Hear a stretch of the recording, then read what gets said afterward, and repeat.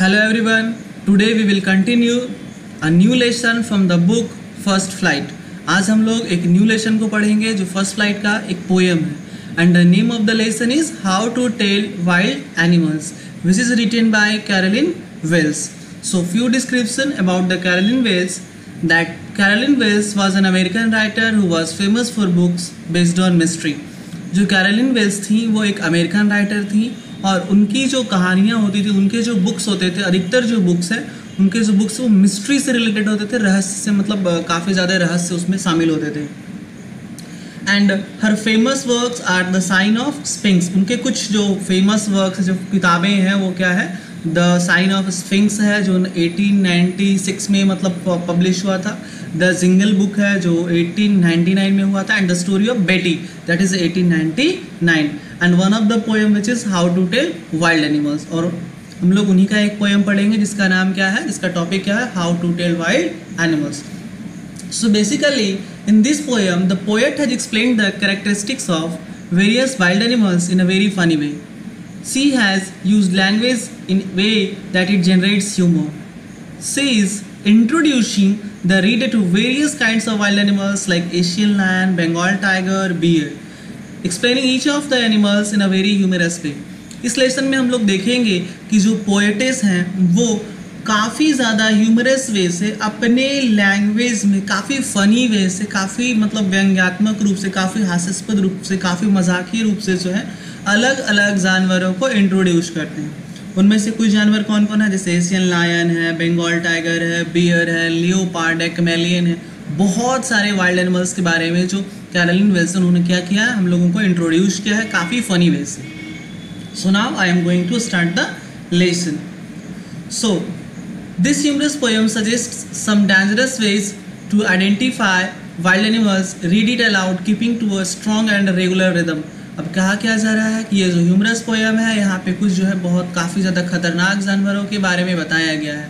Ways to identify कि कैसे उसको पता करेंगे कि वो कितना ज़्यादा खतरनाक है और वो कौन सा जंगली जानवर है. सो चलिए स्टार्ट करते हैं. If ever you should go by chance to jungles in the east, and if there should to you advance a large and tawny beast, if he roars at you as you are dying, you will know it is the Asian lion. So in this stanza the poet is telling us that how we can recognize various animals in the jungles of the east. So इस stanza में जो poetess हैं, जो poet हैं, हम लोग को ये बता रहे हैं कि if you should go by a chance, अगर आप बाई चांस अगर आपको मौका मिलता है और आप कहाँ जाते हो, to jungles in the east. And what do mean by to jungles in the east, the eastern jungles of the world. कि मतलब जो ईस्टर्न साइड है, जो वर्ल्ड का ईस्टर्न साइड है, अगर वहाँ के आप जंगलों में जाओगे तो आपको क्या मिलेगा. And if there should to you advance, जैसे ही आप वहाँ के जंगलों में जाते हो, इसके जंगलों में जाते हो, और अगर आपको क्या मिले, और if there should to you advance, और आपके तरफ कोई बढ़ता हुआ आए. कौन बढ़ता हुआ है, a large and tawny beast. वो कैसा है, लार्ज है, टॉनी है और बीस्ट है. So what do you mean by beast. Beast का मतलब होता है wild animal. And what do mean by tawny. Tawny means of an orange brown और येलोइश ब्राउन कलर. मतलब ऑरेंज ब्राउन हो या फिर येलोइश ब्राउन हो, वैसे कलर को हम लोग क्या कहते हैं, टॉनी कहते हैं. सो इस लाइन में पोएट ने हमें क्या बताया कि that if there should to you advance a large and tawny beast, कि अगर हम लोग ईस्ट के जंगलों में जाते हैं और हमारे तरफ कोई एक जानवर बढ़ता हुआ आए और वो जानवर क्या हो, बड़ा हो और येलोइश ब्राउन हो, if he roars at you as you are dying, और अगर वो मतलब रोअर का मतलब होता है तेज़ आवाज़ में गुर्राना. So, अगर वो तेज़ आवाज़ में गुर्राता है तुम्हारे ऊपर एज यू आर डाइंग, और आप उसकी दहाड़ सुनकर, आप उसकी गुर्राने की आवाज़ को सुनकर अगर आप मरने लगते हो, को लगता है कि जैसे कि आप मर गए हो, then you will know it is the Asian lion. तो आपको पता चल जाना चाहिए, आपको पता चल जाएगा, आप जान जाओगे कि ये आवाज़ किसकी है, एशियन लायन की है. So in the first stanza what you have seen, the poet has or the Caroline Wells or the poetess has introduced us with a lion. तो जो पोएटेस हैं उन्होंने हम लोगों को किससे इंट्रोड्यूस किया है? तो लायन से इंट्रोड्यूस किया है। और लायन के बारे में उन्होंने क्या बताया कि that what is the colour of the lion skin? That is the tawny beast, means orange brown और द येलोइश ब्राउन। ने बताया कि जो टाइगर का जो स्किन कलर होता है वो ऑरेंज ब्राउन या येलोइश ब्राउन होता है। और अगर वो हमारे तरफ बहुत तेज़ी से गुर्राता है और उसके गुर्राने की आवाज़ सुन करके अगर ऐसा लगे कि जैसे हम डर गए हैं, मरने जा रहे हैं, मर जाएंगे, तो आप समझ जाएंगे, हम लोग समझ जाएंगे कि वो कौन सा जानवर है? Lion. So now I am going to next stranger.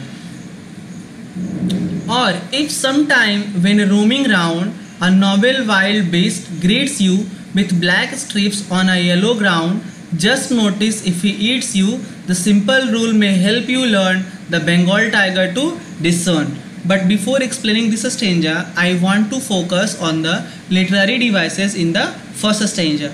दूसरे स्टेंजा को एक्सप्लेन करने से पहले हम लोग फर्स्ट स्टेंजा के लिटरेरी डिवाइस को देखेंगे। So in this stanza what we see as you, so first of all we focus on the rhyming scheme of the poem. So here we can see that is chance. Just a second.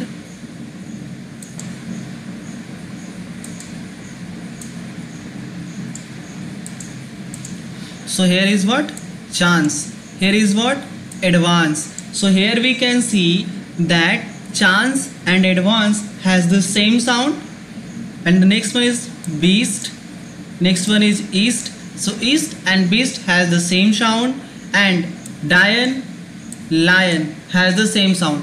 So we here what we can see, if we measure, if we write here A, here is B, then it also will be A, it will be B, and it will be C, and it will be C.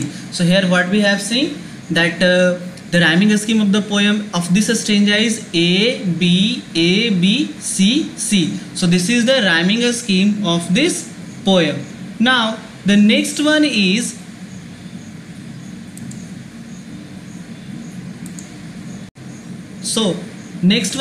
enjambment. And what is enjambment? Continuation of a sentence to the next line. कि अगर same sentence हो और वो अगले line तक continue करता है तो हम लोग उसको क्या कहते हैं? enjambment कहते हैं।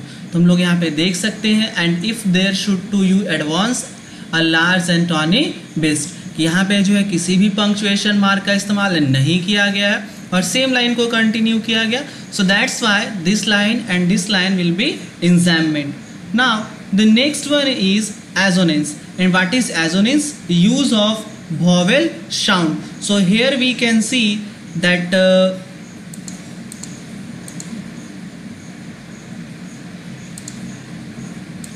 what we can see here is the sound o.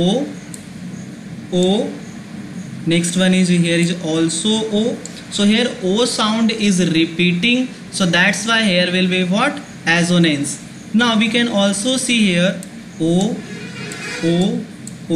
So this is, here is also what? Assonance. So we can say that here is what? Assonance. And we can also find here rowers.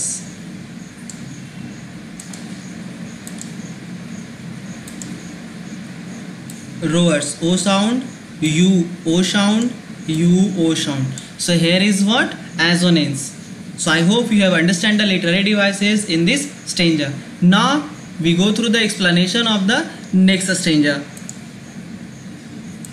Or if sometime when roaming round a novel wild beast greets you with black stripes on a yellow ground, just notice if he eats you. This simple rule may help you learn the Bengal tiger is discerned. So now in this stanza the poetess explains an animal that roams in the jungle and belongs to a royal clan. The color of its skin with black streaks on a yellow ground. I hope you learn better in a Hindi explanation. So यहाँ पे क्या कहा जा रहा है कि और if sometime when roaming round, कि अगर आप क्या कर रहे हो, जैसे आपको अगर चिल्लाया, आपको मिला तो वो तो शेर था, और अगर आप जंगल में जाते हो और if some time when roaming round, और अगर आपको लगे कि कोई और है जो घूम रहा है जंगल में और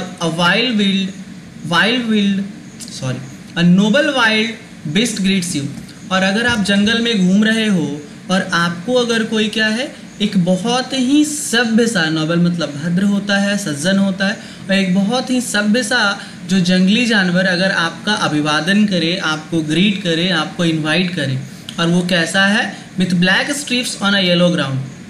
ब्लैक स्ट्रिप्स मतलब आप जैसा देख सकते हो कि जो टाइगर होता है, टाइगर का कलर येलो होता है और उसके येलो कलर पे क्या होते हैं, ब्लैक स्ट्रिप्स होते हैं। तो यहाँ पे जो है वो किसको कहा जा रहा है कि इसका जो स्किन कलर है, जो टाइगर का जो स्किन कलर है वो कैसा कलर है, ब्लैक स्ट्रिप्स है, और वो ब्लैक स्ट्रिप किस पे है, एक येलो ग्राउंड, और येलो ग्राउंड किसको कहा जा रहा है, जो टाइगर का स्किन है उसी को कहा जा रहा है। Just notice if he eats you, और ऐसा लगे कि जैसे आपको वो देखते के साथ खाने के लिए आ रहा हो, कैसा लग रहा है, just notice if Yeats you, कि जैसे आप नोटिस करो और वो जो है आपको खाने के लिए बढ़ रहा हो। This simple rule may help you learn the Bengal tiger to discern. And what do mean by discern? Discern का मतलब होता है फाइंड आउट या रिकॉग्नाइज, और यही जो सिंपल सा रूल है कि जैसे ही आप उसको देखो और अगर उसका ब्लैक स्ट्रिप्स हो और येलो ग्राउंड पे और वो आपको खाने के लिए दौड़ पड़े, खाने के लिए बढ़े, तो आप समझ जाना ये सिंपल सा जो रूल है, ये साधारण सा जो रूल है वो आपको सब बता देगा। आप फाइंड आउट कर लोगे कि ये और कोई नहीं, कौन है, बंगाल टाइगर है। सो आप देख सकते हो कि पोएटिस ने, जो कैरोलिन वेल्स, उन्होंने बड़े ही ह्यूमरस वे से क्या कहा है कि सपोज अगर मेरे तरफ कोई खाने के लिए बढ़ेगा और हम उसका इंतजार करेंगे ये पहचानने का कि अच्छा हमको ये खाने के लिए आ रहा है, मतलब ये बंगाल टाइगर है। So this is the humour in this poem. तो इस तरह का जो ह्यूमर है इस पोएम में क्या किया जा रहा है, क्रिएट किया जा रहा है कि अगर हमको किसी चीज़ को पता करना हो, मतलब कैरोलिन वेल्स कहने का मतलब क्या है कि अगर हमको पता करना है कि वो टाइगर है या नहीं है तो हम उसके सामने जाएँ, खड़े हो जाए, अगर वो मेरे को खाने के लिए या किसी को भी खाने के लिए दौड़ रहा है मतलब वो टाइगर है। So in this way Carolyn Wells is creating humorous. तो इस स्टेंजा में हम लोगों ने क्या देखा कि अगर हम लोग उसी जंगल में अगर घूमते हैं और हम लोगों को क्या मिले, व्हेन रोमिंग राउंड, जब घूम रहे हैं तो हम लोगों को कौन ग्रीट करे, एक वाइल्ड बीस्ट ग्रीट करे जो बहुत ज़्यादा सज्जन। अब सोचने की बात यह है कि बहुत ज़्यादा भद्र है, बहुत ज़्यादा सज्जन पुरुष है, बहुत सभ्य है, तो हम लोग को खाने के लिए क्यों दौड़ रहा है। So this is the humour. और अगर हम लोग को नोबेल वाइल्ड जो है वो ग्रीट करता है तो, और उसके शरीर पे क्या हो, ब्लैक स्ट्रिप्स हो, येलो ग्राउंड मतलब उसी का स्किन पे कहा जा रहा है जैसे उसका जो कलर होता है वो येलो होता है और येलो पे क्या होता है, ब्लैक के स्ट्रिप्स होते हैं, और हमको खाने के लिए अगर वो झपट्टा मारे, दौड़ पड़े, तो वो क्या होगा, टाइगर होगा। Now we also see the literary devices in this stanza. So what,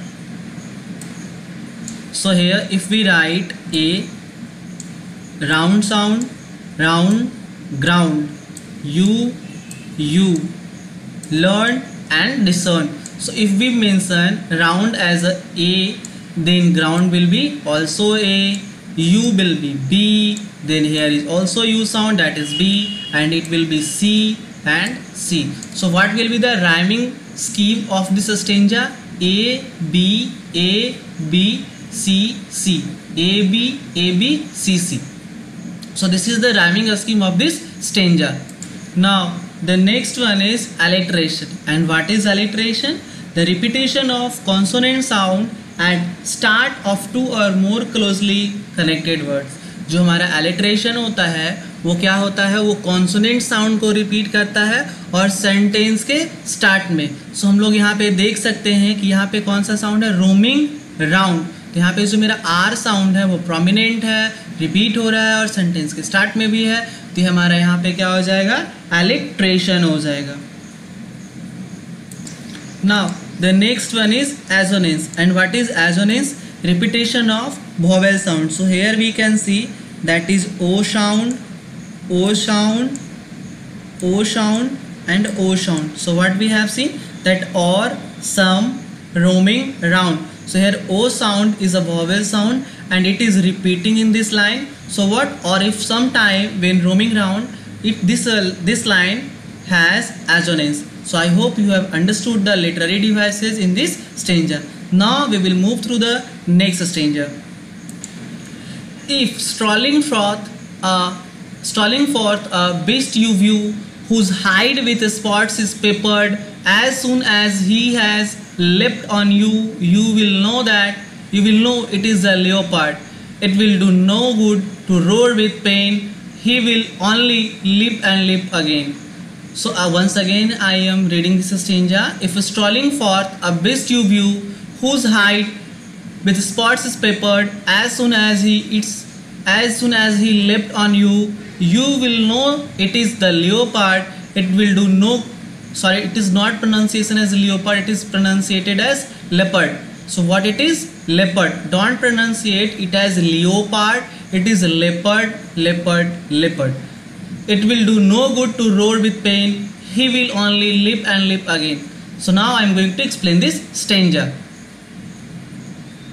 So first of all, strolling means क्या होता है? Strolling means walking casually. And what do you mean by walking casually? मतलब अपने चाल से चलना. Forth मतलब क्या होता है? Forward. Hide means क्या होता है?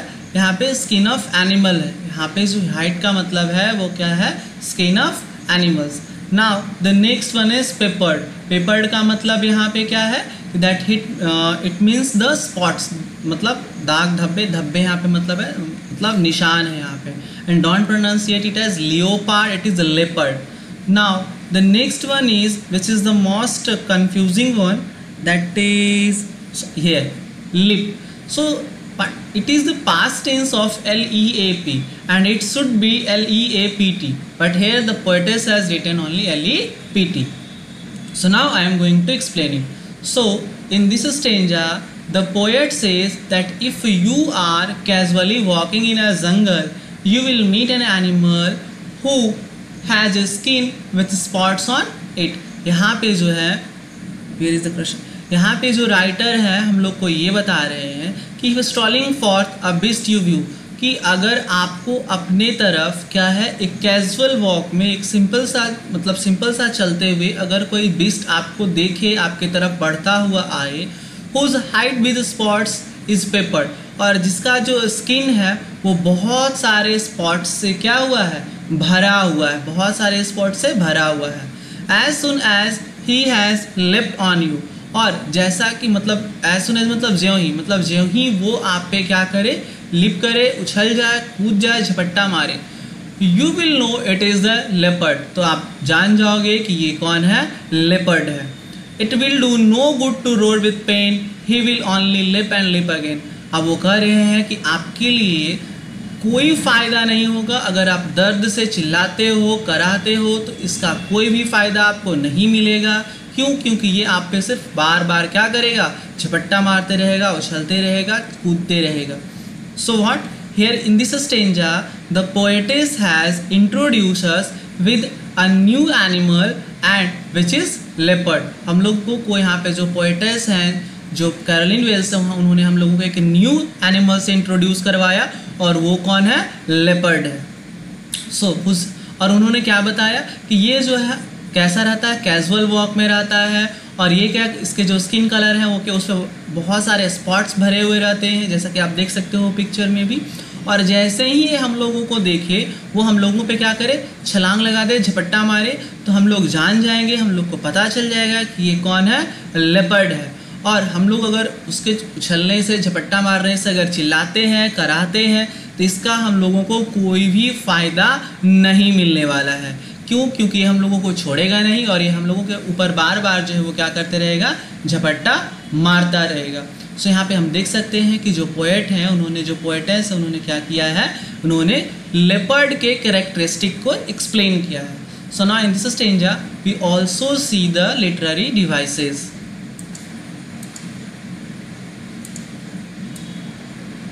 So what? Here we can see view, next one is you, peppered, leopard, pain, gain. So here what we have seen, that if we measure, if we write here is A, it will be B, then it also will be A. Why? Because view and U has the same sound, peppered and leopard has the same sound, that is B. And here is what? C, C. So what is the rhyming scheme of this stanza? A B, A B, C C. So this is the rhyming scheme of this stanza. Now we move to the next literary device of this stanza. So आप जो है इस stanza में alliteration को ढूंढिए, video को pause कीजिए और एलिट्रेशन को ढूंढिए. So I hope you have found it. Now here you can see he and has has. So what? Alliteration. So what here we can see that here is the H sound is prominent and it is in the starting of the sentence or starting of the word. और हम लोग यहाँ पे देख सकते हैं कि जो he है और जो has है, यहाँ पे H sound जो है वो prominent है और यहाँ पे क्या हो रहा है, वो repeat हो रहा है. तो यहाँ पे ये जो he और has है वो हमारा क्या हो जाएगा, alliteration हो जाएगा. Now the next one is consonants. So here we can see that is he will only leap and leap. So here we can what we see that L sound, L sound, L sound and L sound. So here what we can see that here is consonants. What is consonant? Repetition of consonant sound at any place, either in the starting, either in the mid or at the last. कि यहाँ पे जो है मतलब कोई भी consonant sound sentence मतलब word के स्टार्ट में हो या वर्ड के लास्ट में हो या वर्ड के मिड में हो, तो उसको हम लोग क्या कहते हैं, कॉन्सोनेंट्स कहते हैं. तो यहाँ पे हम लोग देख सकते हैं कि ही विल, यहाँ पे फिर ओनली, लिप एंड लिप जो है यहाँ पे क्या हो जाएगा, हमारा कॉन्सोनेंट्स हो जाएगा. Now the next one is assonance. And what is assonance? Using और repetition of vowel sound. So here we can see strolling O sound, fourth O sound and U is also O sound. Here we can also see whose O sound, spot O sound. So these are what? These are assonance. Here we also see O sound, do, no O sound, good O sound, to O sound and roar O sound. So what? Do no good to roar. So in this line what we have seen assonance. So इस line में भी क्या है, assonance है. I hope you have understood the literary devices of this stanza. Now the next 3 stanza of this poem will be continued in the next video. So I hope you have understood these stanzas very well. So thank you and have a nice day.